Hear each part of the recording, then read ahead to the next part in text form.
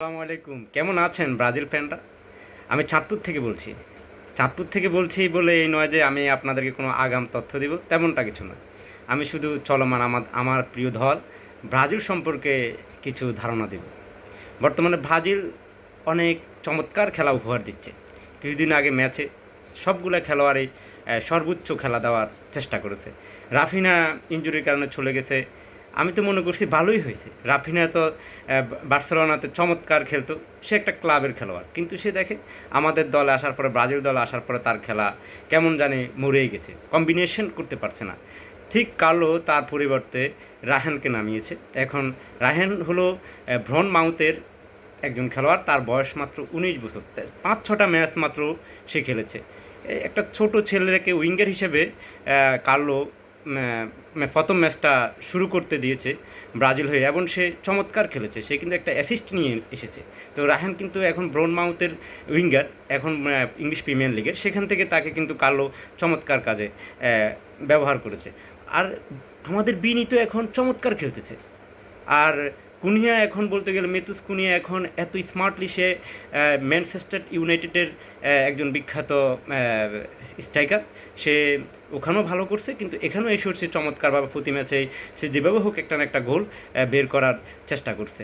অন্যদিকে ইগো থিয়াগোরে ব্র্যান্ডফোর্ড থেকে নিয়ে আসছে কার্লো, কিন্তু তাকে দিয়ে তো কিছু হলো না। দেখা যাক সে এই মৌসুমে সে আর্লিং হাল্যান্ডের পরেই তার গোল সংখ্যা ইংলিশ প্রিমিয়ার লিগে।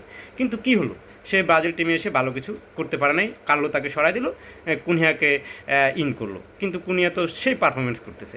তারপরে আপনাদেরকে যদি বলি লুকাস প্যাকেতা এভারেজ খেলতেছে। সে যে আহামরি খেলতেছে তেমনটাও না, তবে হতাশও করছে না।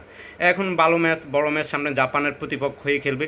অনেক বড় ম্যাচ, অনেক হাই ফ্যাশন নিয়ে খেলা লাগবে। দেখা যাবে যে ফেকোতা কী করে। তারই পাশাপাশি বুনু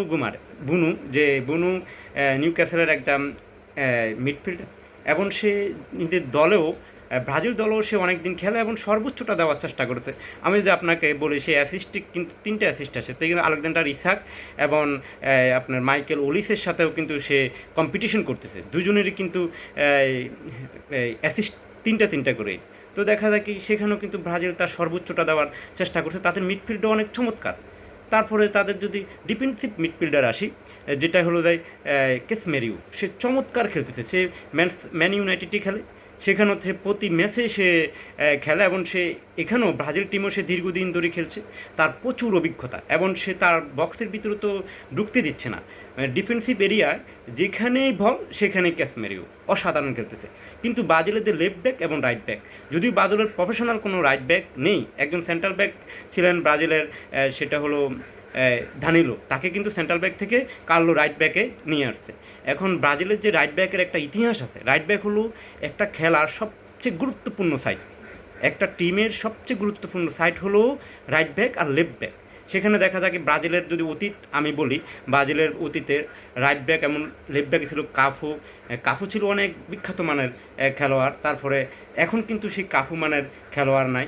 তারপরে ব্রাজিলের দেখা যায় কি রবার্তো কার্লোস এবং কাফু রাইট ব্যাক লেফট ব্যাকে তারা খেলতো। তাদের মতো খেলোয়াড় ব্রাজিলে এখন আসেনি। তারপর আসছে দানি আলভেজ এবং মার্সেলো, তারাও লেফট ব্যাক এবং রাইট ব্যাক নিয়ন্ত্রণ করতো, কিন্তু তাদের মতো খেলোয়াড়ও কিন্তু এখন নাই। যেমন আমি যদি বলি দানিলো এবং ডগলাস সান্তোস আর দানিলো, এরা দুজনের কেউ লেফট ব্যাক রাইট ব্যাকে এত আহামরি, মানে আমাদের পূর্বের খেলোয়াড়দের মতো এত আহামরি খেলছে না। তবে হ্যাঁ, দানিলো অনেক চমৎকার খেলছে, এভারেজ খেলছে, ভালো খেলার চেষ্টা করবে। সামনে ভালো ম্যাচ আছে, দেখি কীরকম খেলে, আশাবাদী। কিন্তু আমাদের যে সেন্ট্রাল ব্যাক দুজন আছেন, আমি ইতিপূর্বের ভিডিওতে বলছি, সেটা অনেক চমৎকার খেলছে। আমাদের যে মার্কিনহো এবং গ্যাব্রিয়াল, তারা কিন্তু চ্যাম্পিয়ন লিগ ফাইনালিস্ট, এবং তারা বর্ষসেরা খেলোয়াড় এই বছরে, এবং তারা গত বছর থেকে শুরু করে তাদের মানে অনেক কষ্ট করছে। তারা আর্সেনালে একজন খেলে, একজন পিএসজিতে খেলে। তারা অনেক অসাধারণ সেন্ট্রাল ব্যাক হিসেবে খেলতেছে। ব্রাজিলের যে গোলকিপার এলিসন, তার কথা তো অসাধারণ। গত ম্যাচে সে অসাধারণ সেভ দিয়েছে। এখন আমাদের যে জাপানের সাথে ম্যাচ, আমি আশাবাদী যে জাপানের সাথে ম্যাচে ব্রাজিল তার সর্বোচ্চটা দিবে, এবং তার সর্বোচ্চতা দিয়ে ব্রাজিল চেষ্টা করবে। আমি আশাবাদী যে জাপানের সাথে ব্রাজিল ইনশাল্লাহ জয়লাভ করবে। এবং আমরা যারা ব্রাজিল সমর্থক আছি, হতাশ হওয়ার কিছু নেই। ব্রাজিলের সামনে যতগুলো টিম আছে সবগুলোই কঠিন। এমন বিশ্বকাপ নিতে হলে, কাপ নিতে হলে বড় বড় টিমকে পরাজিত করেই নিতে হবে। ছোটো টিমের সাথে খেলে কাপ নেওয়ার কোনো সুযোগ নেই। ব্রাজিল সব বড় টিম, ব্রাজিল বড় টিমের সাথে খেলতে পছন্দ করে এবং বড় টিম থেকে জয় আনার অনেক অভিজ্ঞতা ব্রাজিলের আছে। তো দেখা হবে নেক্সট ভিডিওতে। আল্লাহ হাফেজ। একসাথে খেলা দেখবো জাপান আর ব্রাজিলের।